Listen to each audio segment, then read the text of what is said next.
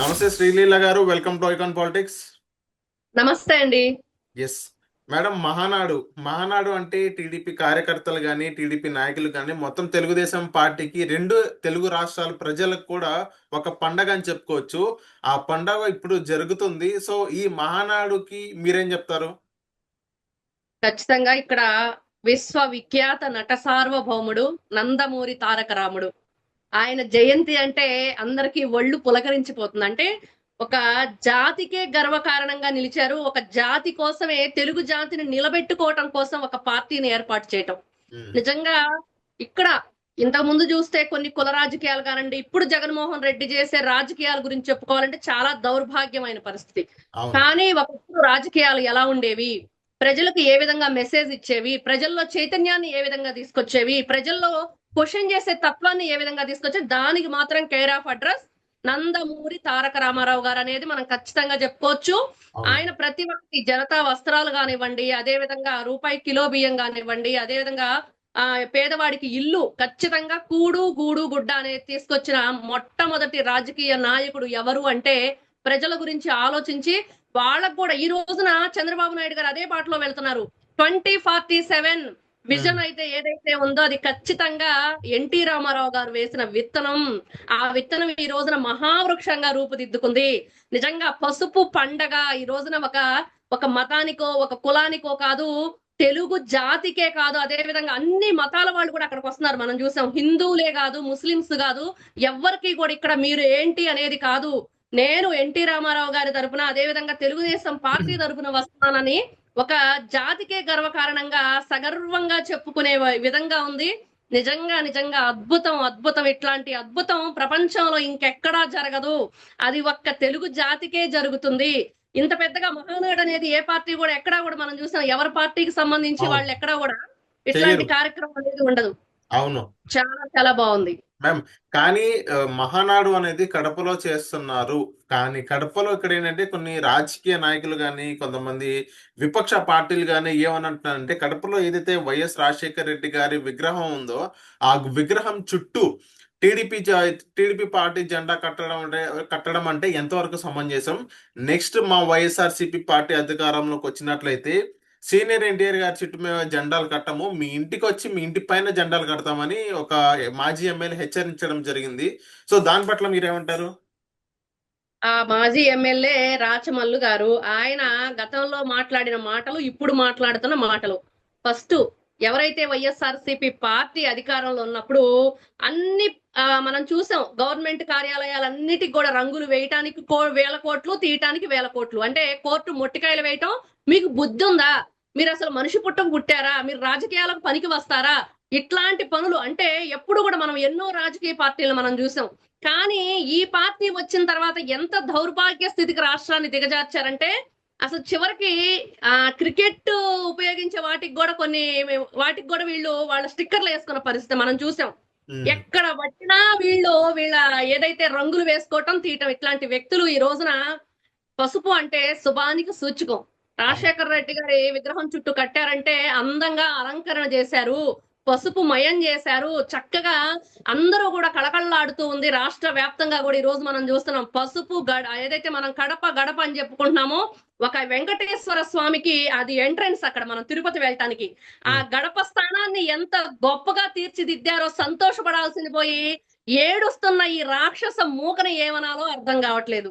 నిజంగా ఓకే. ఎంత దౌర్భాగ్యమైన పరిస్థితి అంటే వీళ్ళు అధికారంలో ఉన్నప్పుడు అదే కడప సాక్షిగా వీళ్ళు చేసిన దౌర్జన్యాలు, దోపిడీలు, రౌడీయిజం, గూండాయిజం ఎంత అమానుషంగా ప్రవర్తించారు. ఏ పసుపు ఈ రోజున జెండా కట్టామో ఆ గడ్డ మీద మరి టీడీపీ కార్యకర్తల చొక్కాలు విప్పించి పార్టీ కండువా తీసేసి మనం ఎంతో గొప్పగా చెప్పుకునే ఆ పార్టీ కండువా వీళ్ళు నేల మీద వేసి తొక్కారంటే ఒక్కొక్కరికి రక్తం మరిగిపోయే పరిస్థితి. ఎవరైనా చేస్తారా అట్లాంటి పరిస్థితి?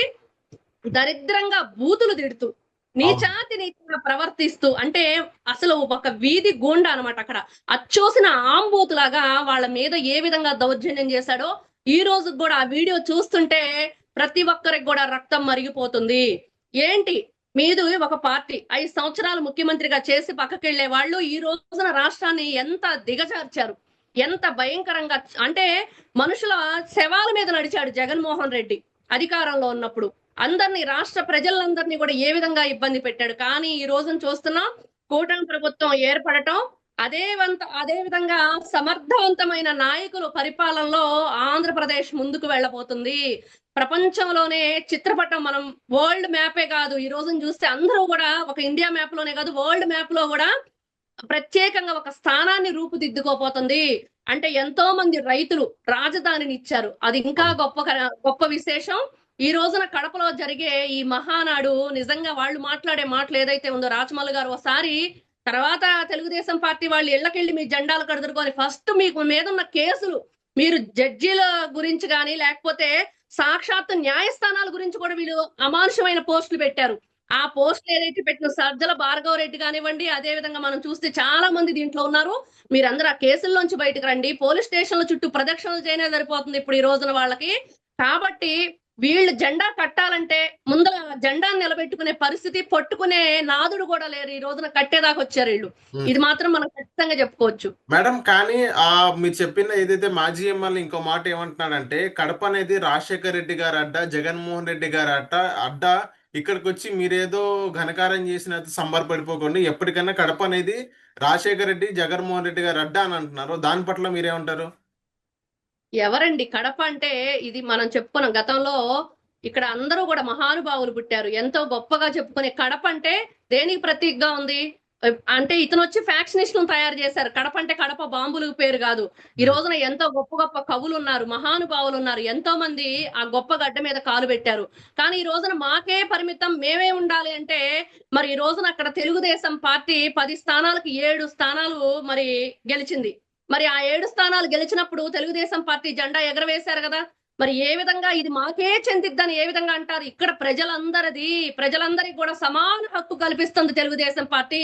జగన్మోహన్ రెడ్డి ఫస్ట్ నుంచి చేసిన తప్పేంటంటే, ఇది నాది, ఇది నాతోనే ఉండాలి, మాదే ఈ రాజ్యం, మేము మా జెండా పాతాం అని చెప్పేసి ఒక నీచమైన సంస్కృతికి లేపారు ఆయన. మరి అట్లాంటి తెరని దించే విధంగా ఈ రోజున కూటమి ప్రభుత్వం ముందుకెళ్తుంది. ఇట్లాంటి నీచమైన ఆలోచన ఎప్పుడైనా కూడా తన కోపమే తన శత్రువు అన్నట్లుగా జగన్మోహన్ రెడ్డి గారు చేసిందల్లా తప్పేంటంటే, ప్రతి ఒక్కదానిలో ఇది మా అడ్డ, ఇది మాది అని చెప్పేసి రాష్ట్రంలో అన్ని చోట్ల వాళ్ళ అధికారంలో ఉన్నప్పుడు ఏ విధంగా అజమాయిషీ చేశారు, దౌర్జన్యం చేశారు, నీచంగా బూతులు రాస్తూ ఏ విధంగా వాళ్ళు పరిపాలన కొనసాగిందంటే, ఈ రోజున కూడా అదే పాట. మా కడప గడ్డ. అసలు రాష్ట్రంలో ఇది మాది అనేది ఎవరికైనా ఉంటుందా అండి? ఒక పార్టీ అంటే ప్రతి ఒక్కరికి కూడా అది అంటే మంచిని చేసే విధంగా ఉండాలి, మంచిని పంచే విధంగా ఉండాలి, మంచిని చెప్పే విధంగా ఉండాలి, వాళ్ళ నుంచి మనం మంచిని తీసుకునే విధంగా ఉండాలి. అది మర్చిపోయిన జగన్మోహన్ రెడ్డి ఈ రోజున అందుకనే ఏ స్థాయిలో ఉన్నారు వాళ్ళ ఏదైతే మంత్రులు కానివ్వండి, గతంలో ఎంపీలు కానివ్వండి, ఎమ్మెల్యేలు కానివ్వండి, చివరికి అధికార ప్రతినిధులు కూడా ఏ స్థాయికి దిగజారిపోయి ఉన్నారో మనం చూస్తున్నాం. ఇదే వాళ్ళు ఏదైతే విర్రవీగుతున్నారో, ఇప్పుడు కూడా పిచ్చి మాటలు మాట్లాడుతున్నారో, అతి త్వరలోనే వాటన్నిటికి కూడా చరమగీతం పాడే రోజులు దగ్గరలోనే ఉన్నాయి. So thank you ma'am, icon politics వచ్చినందుకు.